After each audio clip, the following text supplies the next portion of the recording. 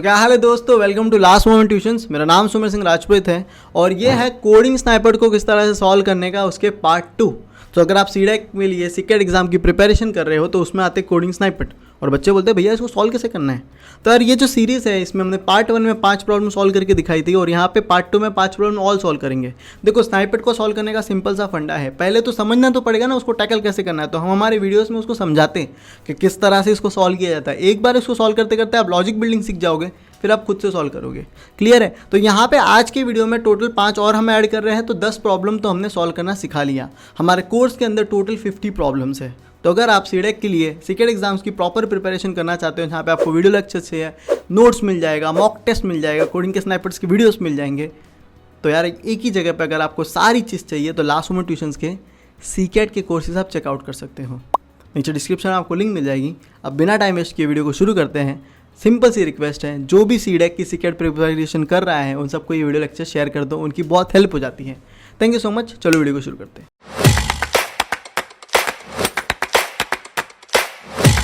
Hey friends, welcome to last moment tuition. मैं हूं जोबनजीत सिंह और आज की इस वीडियो में हम सॉल्व करने जा रहे हैं और कोड स्निपेट्स को।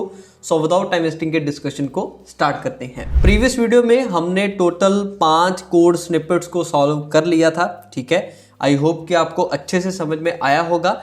सो इस वीडियो में हम सॉल्व करने जा रहे हैं 6, 7, 8, 9 और 10 नंबर वाले कोड स्निपेट को। सो स्टार्ट करते हैं डिस्कशन को। तो सबसे पहले हम देखते हैं कि 6 नंबर का कोड स्निपेट हमें क्या बोलता है। और इस तरह की प्रॉब्लम को सॉल्व करने का मैंने आपको एक ही मंत्र बताया है कि आपने हर एक लाइन को एनालाइज करना है और देखना है कि वो बैकएंड में क्या इम्पैक्ट डालेगी, ठीक है। तो स्टार्ट करते हैं 6 नंबर के कोड स्निपेट के साथ। तो यहाँ पर क्या है कि सबसे पहली लाइन में हमने एक वेरिएबल बनाया है ए नाम का, ठीक है।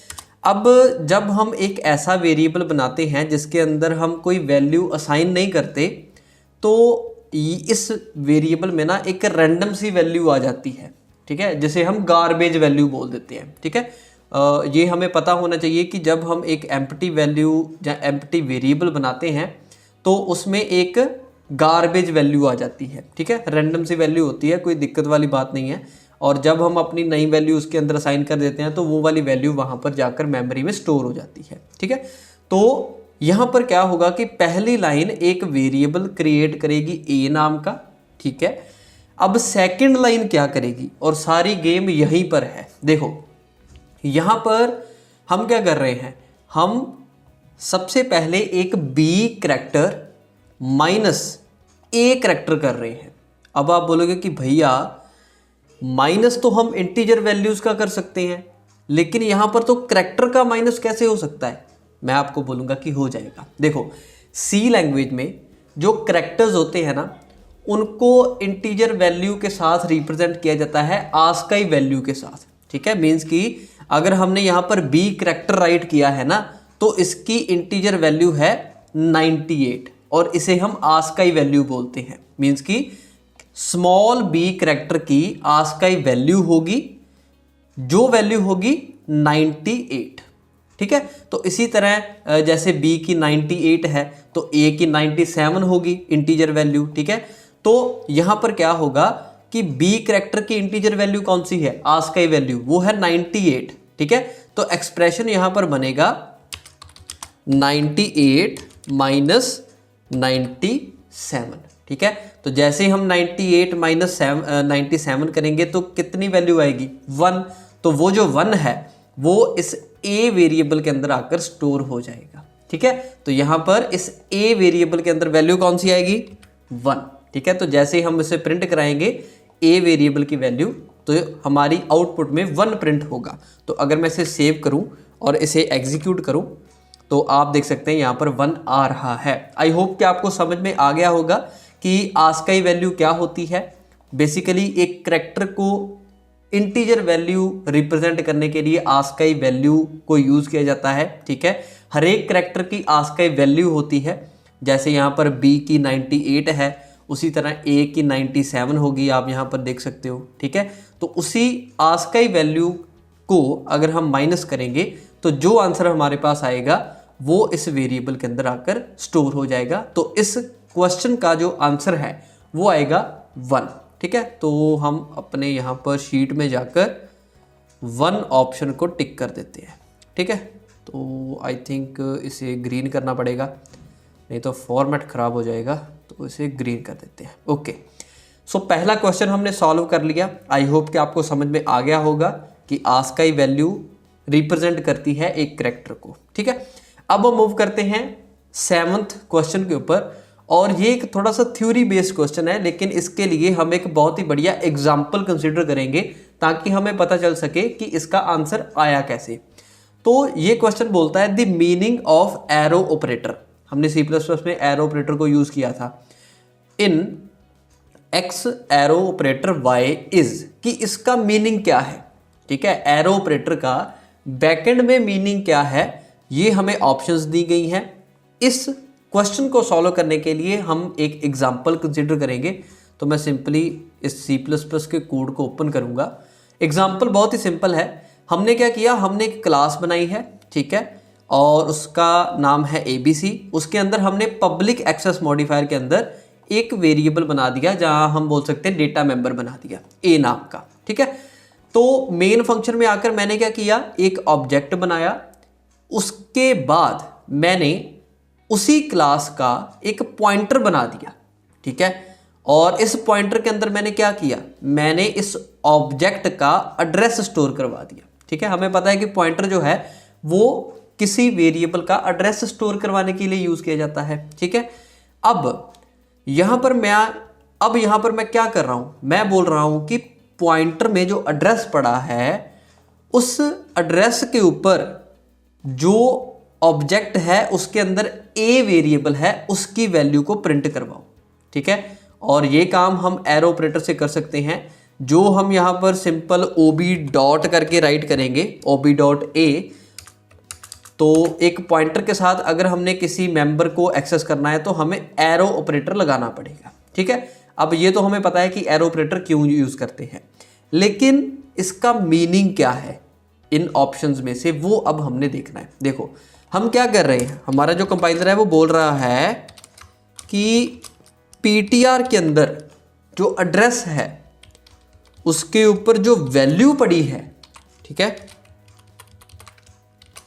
उस वैल्यू, अब वैल्यू कौन सी है, वो तो ऑब्जेक्ट है, ये वाला OB है। ठीक है, तो हम बोलेंगे कि उसके ऊपर जो A है ना, A डेटा मेंबर, उसकी वैल्यू को प्रिंट करवाओ। ठीक है, तो इस क्वेश्चन का आंसर होगा कि पॉइंटर के अंदर जो वैल्यू पड़ी है उसके अंदर जो डेटा मेंबर है उसकी वैल्यू को प्रिंट करवाओ। ठीक है, तो अगर हम अपनी ऑप्शंस में देखें तो यहां पर A ऑप्शन बिल्कुल करेक्ट है कि X पॉइंटर के अंदर जो वैल्यू पड़ी है उसके डेटा मेंबर को एक्सेस करो। ठीक है, तो यहां पर A ऑप्शन जो है वो बिल्कुल सही है। ठीक है, तो आपने अगर ऐसे क्वेश्चंस आए, ठीक है, जैसे यहां पर आया, आपने सिंपली एक बढ़िया सी एग्जांपल कंसीडर कर लेनी है ताकि आपको कोई भी कंफ्यूजन ना रहे। ठीक है, बिकॉज इन क्वेश्चंस में ना कंफ्यूजन बहुत ज़्यादा क्रिएट की जाती है, लेकिन क्वेश्चन तो सिंपल ही होते हैं। ठीक है, जैसे हमने यहाँ पर सिंपली हमने कॉन्सेप्ट को डिस्कस किया था, तो हमें पता था कि इसका मीनिंग ये है, तो हमने यहाँ पर बहुत ही आसानी के साथ क्वेश्चन को सॉल्व कर लिया। ठीक है, तो यार आगे बढ़ने के पहले आई होप ये वीडियो अब तक आपको पसंद आ रही है, और पसंद आ रही है तो इतना अच्छा जोबनजीत ने पढ़ाया है तो एक थैंक यू जोबनजीत, तो कमेंट कर दो नीचे। ठीक है, आगे बढ़ते हैं। समझो आप सीडेक के लिए सीकेट एग्जाम की प्रिपरेशन कर रहे हो, तो यार 2 तरीके होते हैं। एक होते हैं कि आप 4-5 अलग अलग रिसोर्सेज से पढ़ रहे हो और अपनी प्रिपरेशन कर रहे हो। अगर आपके पास अच्छा खासा टाइम है, समझो 4-5 महीने हैं, तो वो प्रिपरेशन बेस्ट है, आप आराम से रैंक स्कोर कर सकते हो। पर समझो अपने पास टाइम लिमिटेड है, तो उसमें क्या होगा पता, अपना टाइम बहुत वेस्ट हो जाएगा रिसोर्सेज को जमा करने से, 10 जगह पढ़ने से।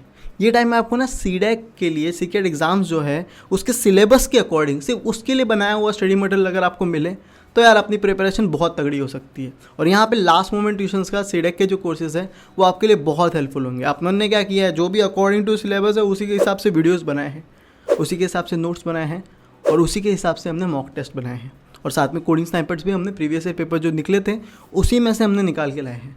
तो यहाँ से क्या होता है, अकॉर्डिंग टू द सिलेबस होता है, तो हमें एक्स्ट्रा पढ़ने का नहीं पड़ता, हमें इसी के हिसाब से पढ़ने को मिलता है। और this is one stop solution for सीकेट एग्जामिनेशन, एक ही जगह पे सब कुछ आपको मिल रहा है। तो भैया देखो 10 जगह नहीं भटकना है, एक ही जगह से प्रिपरेशन करनी है, प्रॉपर प्रिपरेशन करनी है, वीडियो से समझना है, नोट से रिवाइज करना है और मॉक टेस्ट से प्रैक्टिस करके खुद को कॉन्फिडेंट बनाना है। तो आप हमारे सीक्रेट एग्जाम्स के कोर्स नीचे चेकआउट कर सकते हो, लिंक आपको नीचे डिस्क्रिप्शन में मिल जाएगी। क्लियर है? चलो आगे बढ़ते हैं और आगे की चीज़ें समझते हैं। तो अब हम मूव करते हैं 8th क्वेश्चन के ऊपर। और 8th क्वेश्चन थोड़ा सा ट्रिकी हो सकता है, लेकिन हम इसे अच्छे से समझेंगे। सो स्टार्ट करते हैं 8th क्वेश्चन को। मैं यहाँ पर इसे ओपन कर लेता हूँ। ये बोलता है कि हमने एक वेरिएबल बनाया इंटीजर टाइप का, ठीक है, उसके अंदर हम वैल्यू डाल रहे हैं 0, 40। अब आप बोलोगे कि भैया अगर हम किसी नंबर के आगे 0 लगा दें तो वो तो कंसीडर ही नहीं होता, तो ए के अंदर वैल्यू आएगी 40। मैं आपको बोलूँगा कि इसके अंदर वैल्यू 40 नहीं आएगी, इसके अंदर वैल्यू आएगी 32। अब आप बोलोगे भैया ये क्या कह रहे हो, ये कैसे आया, 32 कैसे आ गया? मैं आपको बोलूँगा कि सी प्रोग्रामिंग में जो नंबर हम 0 के साथ स्टार्ट करके ऐड करवाते हैं ना, वो ऑक्टल नंबर सिस्टम के अंदर आते हैं। हमने बिटवाइज ऑपरेटर्स को डिस्कस किया था ना सी लैंग्वेज में, और वहाँ पर हमने बाइनरी टू डेसिमल किया था, डेसिमल टू बाइनरी किया था, ठीक है। उसी तरह जैसे बाइनरी में सिर्फ 2 नंबर्स होते हैं, उसी तरह हमारे पास एक और नंबर सिस्टम आता है जिसका नाम होता है ऑक्टल नंबर सिस्टम, ठीक है। अब उस नंबर सिस्टम में 0 से लेकर 7 तक नंबर होते हैं, ठीक है। 0 से लेकर 7 तक की रेंज के अंदर ही हमारे पास डिजिट बनाए जाते हैं। अभी आपको मैं समझाता हूँ, पेज नंबर 2। ओके, तो ये जो 0, 40 है ना, ये सी लैंग्वेज में ऑक्टल नंबर माना जाएगा, ठीक है। और ऑक्टल नंबर जो होते हैं उनके अंदर सिर्फ 0 से लेकर 7 तक के डिजिट को ही यूज किया जाता है। डन है? तो ये टोटल डिजिट कितने हैं? ये है टोटल 8 डिजिट, ठीक है। तो इस ऑक्टल नंबर का जो बेस होता है वो होता है 8। डन है? अब क्या होगा कि हम यहाँ पर 40 को कन्वर्ट करेंगे डेसिमल में, ठीक है। 40 को हम डेसिमल में कन्वर्ट करेंगे, ऑक्टल टू डेसिमल कन्वर्जन होगी, ठीक है। तो वो करनी कैसे है? सिंपली आपने क्या करना है, 40 नंबर है, सबसे पहले 4 और 0 डिजिट राइट कर लो, ठीक है। अब हमें पता है कि ये एक ऑक्टल नंबर है, तो ऑक्टल का जो बेस होता है वो तो 8 है, क्योंकि यहाँ पर 80 डिजिट हम यूज करते हैं, तो इंटू 8 कर दो, ठीक है। अब इसके बाद जैसे हमने बाइनरी टू डेसिमल किया था ना, और ऊपर पावर लगाकर, भी पहले डिजिट के साथ हम 0 लगाएंगे, फिर हम उसके साथ 1 लगाएंगे, वैसे हमने यहाँ पर काम करना है, ठीक है। और उसके बाद जो आंसर आएगा, जैसे 4 8 32, ठीक है, और 8 की पावर अगर 0 होगी तो 1 आएगा, तो 1 इंटू 0 0 आ गया, ठीक है। तो 32 प्लस 0 32 डेसिमल आया है, ठीक है। तो 40 ऑक्टल नंबर की जो डेसिमल वैल्यू आई है वो है 32, ठीक है। तो कुछ इस तरीके से हमारे इस 8th क्वेश्चन का आंसर आएगा 32, जो हम ऑलरेडी एग्जीक्यूट करके देख चुके हैं। एक बार फिर कर लेते हैं, तो 32 आ रहा है, ठीक है। हमने क्या किया, हमने देखा कि अच्छा पहले 0 लगा है, मीन्स कि ये जो नंबर है ये डेसिमल नहीं है, ये ऑक्टल नंबर है, ठीक है। तो हमने फिर क्या किया, इसको कन्वर्ट कर दिया डेसिमल में, जो मैंने आपको अभी सिखाया कि कन्वर्जन कैसे करनी है, हमने बाइनरी टू डेसिमल में भी देखा था, ठीक है। तो कन्वर्जन करके जो हमारे पास डेसिमल वैल्यू आई है वो ए वेरिएबल के अंदर स्टोर होगी, और एट द एंड हम उसकी वैल्यू को प्रिंट करवा देंगे, ठीक है। तो 8th क्वेश्चन का जो आंसर है वो आया है जी 32। तो यहाँ पर हम टिक लगा देते हैं, 32 आया है, ठीक है। अब देखिए, बहुत सारे ऐसे क्वेश्चंस होंगे जिनके अंदर ऐसे टॉपिक्स भी यूज हुए होंगे जो कि हमने प्रीवियस वीडियोस में डिस्कस नहीं किए, ठीक है। हमने सिंपली समझना है कि कैसे कैसे हम क्वेश्चंस को सॉल्व कर सकते हैं। जैसे हम यहाँ पर कर रहे हैं, हमने देखा कि ठीक है ये एरो फंक्शन के एरो ऑपरेटर के बारे में पूछ रहे हैं, तो हमें पता है कि ठीक है एरो ऑपरेटर हमने यूज़ किया था, उसका काम ऐसे ऐसे होता है, तो ये इक्विवेलेंट होता है कुछ इस तरीके से, तो हमने सॉल्व कर लिया।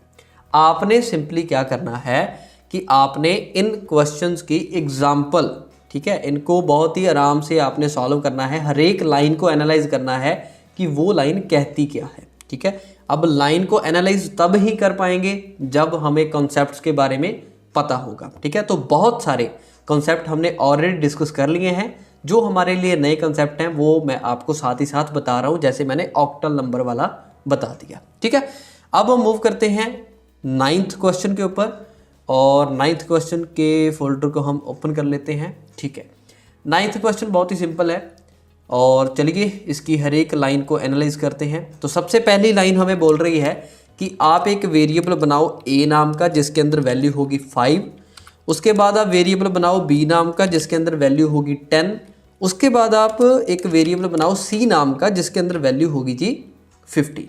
ठीक है, तो पहली लाइन हमने एनालाइज कर ली है कि ये 3 वेरिएबल्स हमसे बनवा रही है। अब हम मूव करते हैं सेकंड लाइन के ऊपर। सेकंड लाइन में क्या हो रहा है कि साइज ऑफ ऑपरेटर को यूज किया जाता है। ठीक है, और हमें पता है कि ये जो साइज ऑफ ऑपरेटर है ये किसी वेरिएबल की बाइट्स में साइज कितना है, ठीक है, किसी वेरिएबल का बाइट्स में साइज कितना है उसको बताता है। ठीक है, तो ये क्या करेगा कि ये ना इस एक्सप्रेशन को सॉल्व करेगा सबसे पहले। ठीक है, ये एक्सप्रेशन क्या है, ये एक्सप्रेशन है c divide is equal to a plus B, means कि ये एक्सप्रेशन बनेगा अगर और हम इजी वे में देखें तो c is equal to c divide a plus B. ठीक है, अब c में वैल्यू कितनी है 15। ठीक है, और a प्लस बी करके कितनी वैल्यू आएगी, a में वैल्यू है 5 और b में वैल्यू 10, तो 15 आ जाएगा। ठीक है, तो यहाँ पर क्या एक्सप्रेशन बनेगा 15 डिवाइड बाय 50। ठीक है, तो अगर हम इसे डिवाइड करेंगे तो कितनी वैल्यू आएगी, यहाँ पर हमारे पास 1 वैल्यू आएगी। ठीक है, तो वो जो 1 वैल्यू है वो यहाँ पर c के अंदर आ जाएगी। डन है। अब जैसे c के अंदर वैल्यू आई मीन्स कि इस एक्सप्रेशन में कौन सी वैल्यू आ गई, इसमें वैल्यू आ गई 1, क्योंकि यहाँ पर आंसर जो है वो 1 आया है। ठीक है, और जो 1 है वो एक इंटीजर वैल्यू है, और इंटीजर का साइज कितना होता है हमें पता है 4 बाइट, तो इस पहली प्रिंट लाइन का आंसर आएगा 4। ठीक है, तो मैं यहाँ पर इसे फिर से वही कर देता हूँ एक्सप्रेशन। ओके, तो पहली प्रिंट क्या होगी 4 वैल्यू प्रिंट होगी। अब इसके बाद देखो जो साइज ऑफ ऑपरेटर होता है ना उसके अंदर जो एक्सप्रेशंस हम राइट करते हैं वो वैल्यूज को चेंज नहीं करते, वो हमारे वेरिएबल की वैल्यू को चेंज नहीं करेंगे। चाहे यहाँ पर c is equal to c divide by a plus B write किया गया है, लेकिन यहाँ पर एक्चुअल वेरिएबल की वैल्यू को चेंज नहीं किया जाएगा, ये आपने ध्यान में रखना है। ठीक है, यहाँ पर ये चीज़ चेंज नहीं होगी। ठीक है, तो सिंपली ये एक्सप्रेशन सॉल्व होगा, इसमें जो वैल्यू आएगी उसके साइज को प्रिंट कर दिया जाएगा, और उसके बाद हम सिंपल c वेरिएबल की वैल्यू को प्रिंट करवा रहे हैं, तो c में तो वैल्यू वही है 15, तो यहाँ पर जो आंसर है वो आएगा 4, क्योंकि यहाँ पर 1 आया है तो साइज आएगा 4, क्योंकि 1 इंटीजर है, तो c में वैल्यू है 15। ठीक है, तो आंसर यहाँ पर 4 स्पेस 15 आएगा। तो अगर मैं इसे सेव करूँ और इसे एग्जीक्यूट करूँ तो आप देख सकते हैं 4 स्पेस 15 आया है। अब ये वार्निंग क्यों आई है, क्योंकि जो साइज ऑफ होता है उसके लिए फॉर्मेट स्पेसिफायर हम यूज़ करते हैं L और D, लेकिन हम यहाँ पर D भी यूज़ कर सकते हैं, कोई दिक्कत वाली बात नहीं है। हमारी आउटपुट सेम आ रही है 4 और 15। बस आपने ये याद रखना है कि साइज ऑफ ऑपरेटर में जो भी हम एक्सप्रेशन राइट करते हैं वो एक्चुअल वेरिएबल की वैल्यू को चेंज नहीं करता। ठीक है, सिंपल इस एक्सप्रेशन को सॉल्व किया जाएगा, जो भी आंसर आएगा उसके साइज को प्रिंट कर दिया जाएगा। ठीक है, ये आपने ध्यान में रखना है, एक्चुअल वेरिएबल्स की वैल्यू चेंज नहीं होगी। ठीक है, तो ये हमने 9th क्वेश्चन को भी सॉल्व कर लिया है। तो 9th क्वेश्चन का जो आंसर हमारे पास आया है वो है 415। ठीक है, अब हम मूव करते हैं लास्ट 10th क्वेश्चन के ऊपर। तो 10th क्वेश्चन को ओपन करते हैं। ओके, अब 10th क्वेश्चन में कंफ्यूजन क्रिएट करने की बहुत बढ़िया कोशिश की है एग्जामिनर की, लेकिन हमें कॉन्सेप्ट्स के बारे में पता है, हम इसे बहुत ही आसानी के साथ सॉल्व करेंगे। सो एनालाइज करना स्टार्ट करते हैं। यहाँ पर इन्होंने क्या किया है, इन्होंने एक स्ट्रक्चर बनाया है और स्ट्रक्चर के बारे में हमें पता है। तो उस स्ट्रक्चर के अंदर 2 वेरिएबल्स बनाए हैं, एक सिंपल इंटीजर टाइप का है a, ठीक है, दूसरा इन्होंने इसी स्ट्रक्चर का एक पॉइंटर बना दिया है नेक्स्ट। ठीक है, अब मेन फंक्शन में आकर क्या किया, इन्होंने इस स्ट्रक्चर का एक टेम्प नाम का वेरिएबल बना दिया। ठीक है, स्ट्रक्चर क्यों यूज करते हैं, स्ट्रक्चर सिंपली हम यूजर डिफाइंड डेटा टाइप बनाने के लिए यूज कर सकते हैं, हमें पता है, हमने सी लैंग्वेज में देखा है। अब यहाँ पर क्या होगा, एक टेम्प नाम का वेरिएबल बनेगा और उस टेम्प नाम के वेरिएबल के अंदर दो वेरिएबल्स आ जाएंगे। ठीक है, एक होगा ए और एक है पॉइंटर नेक्स्ट। ठीक है, अब यहाँ पर क्या किया कि टेम्प डॉट ए में हमने वैल्यू डाल दी 10। ठीक है, तो क्या होगा कि टेम्प के जो ए वेरिएबल है उसके अंदर वैल्यू जाएगी 10। डन है। अब इसके बाद थर्ड लाइन में क्या किया कि टेम्प का जो नेक्स्ट वाला पॉइंटर है ना उसके अंदर इन्होंने नल वैल्यू डाल दी। अब नल एक ऐसी वैल्यू होती है जो कि कुछ भी नहीं होती। ठीक है, मीन्स कि हमने एक ऐसा पॉइंटर बना दिया जो कि किसी भी मेमोरी एड्रेस को पॉइंट ही नहीं कर रहा, उसमें कोई वैल्यू नहीं है। ठीक है, उसमें कोई एड्रेस नहीं पड़ा। तो टेम्प के ए के अंदर वैल्यू है 10 और टेम्प के नेक्स्ट के पॉइंटर के अंदर वैल्यू है नल।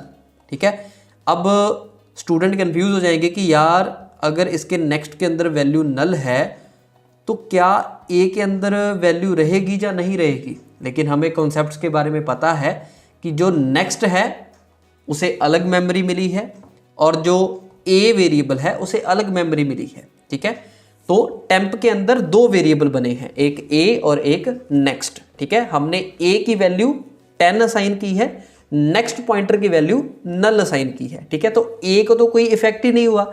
तो अगर यहाँ पर टेम्प के ए की वैल्यू को प्रिंट करवाया जाएगा तो यहाँ पर उसके अंदर वैल्यू कौन सी है, 10। ठीक है, तो यहाँ पर प्रिंट करवा दिया जाएगा आउटपुट में 10।